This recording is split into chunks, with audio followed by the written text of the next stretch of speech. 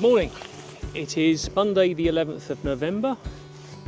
It's 7 o'clock, a bit later today, and I'm back in the New Forest, and we are at Millyford Bridge enclosure again. The reason why I've come back here is that the colours were really good. When was it? Friday? Can't remember if it's Friday or Thursday I was here. But the difference is that we've had all of November. It's been really overcast. Haven't seen the sun, and today there's a rumour that we're actually going to see some sun. Right, we're all packed. Let's go.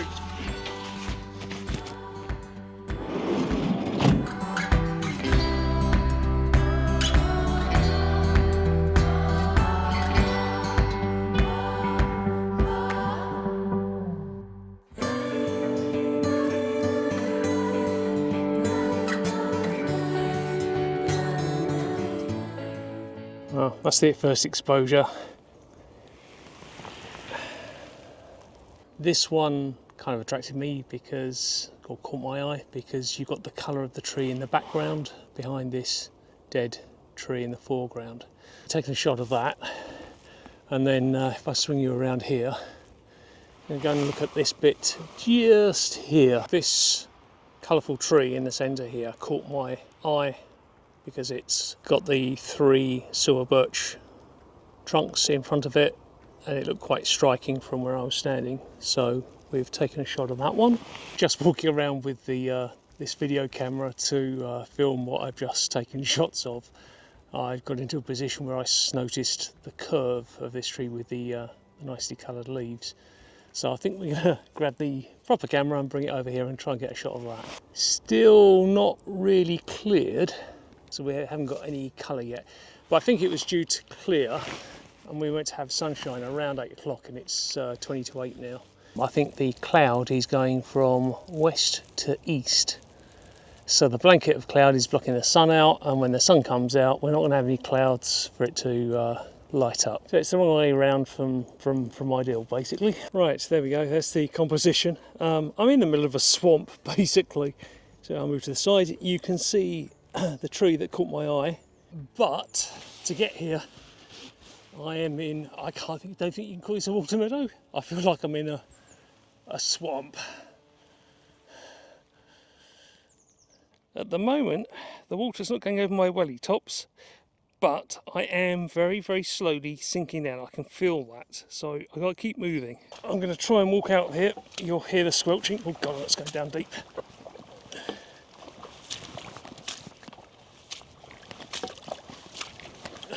How do the New Forest ponies get on in this place?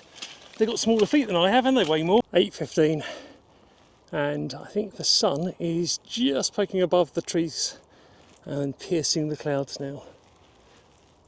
We just got very faint sunlight coming through and lighting up some of the trees, which is just lovely. It's not too intense, it's just right. Having walked all the way back to the car, I'm now walking back to where I first started this morning for taking photos, because we've now got sunlight.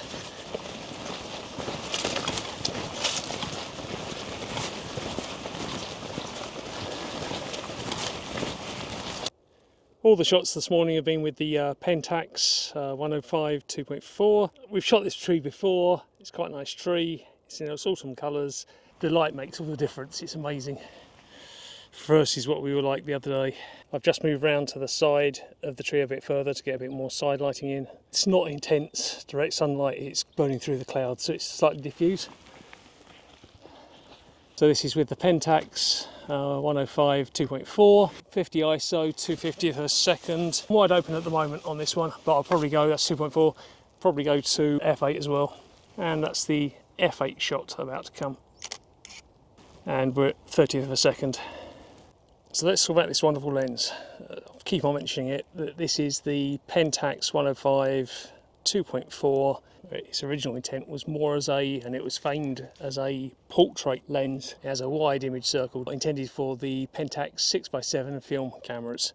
That section there is actually the lens, and this is the adapter, quite a sizable adapter. They call it the Bavise adapter because it's got elements inside the actual adapter and this gives a 0.7 times magnification. So our 105 then becomes something like a 75, and then you've got the crop factor of the actual sensor as well. I got this because it's got a very good reputation and I wanted to adapt it to the GFX, and I've taken some of my favourite photos with this particular lens. It's not super sharp, it renders things quite softly, so if you like sharp, don't buy this. And the Bavise does actually exaggerate that slight softness as well. It just takes the edge off the harsh digital image for me, but some people would say it's not sharp enough. There's these two trees on their own here, and it just feels like there's a photo there, but every time I take a shot of it, it just doesn't look right. I don't know.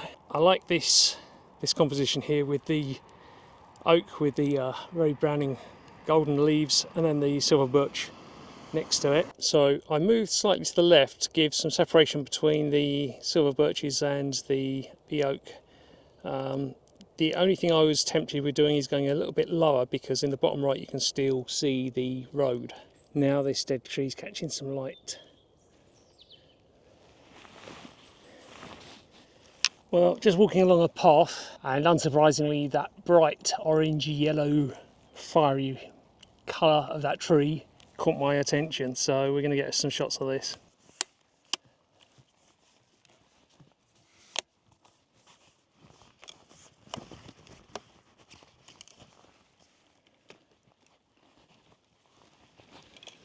I think we'll go for a vertical. I've just done a landscape of this, but I've moved a bit closer to it.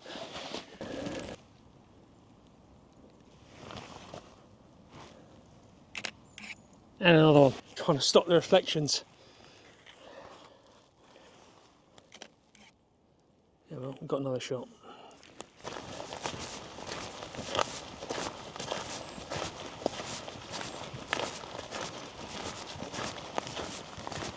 Well, just come into another opening, and there's another dead tree. So here we are, that's the shot. Again, we're at f8 on the 105, Pentax 105, and 1/8 of a second, there's no wind, so not a problem. Okay, we've just taken some of the dread tree just here, but also this tree here, which looks very colourful.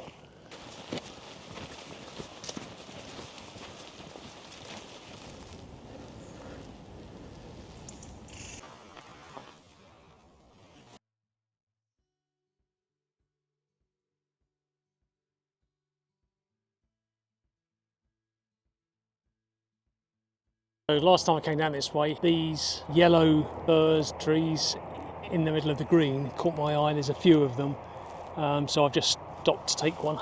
These two here, again with the subject, just the bright yellow against the green, caught my eye as I was driving past.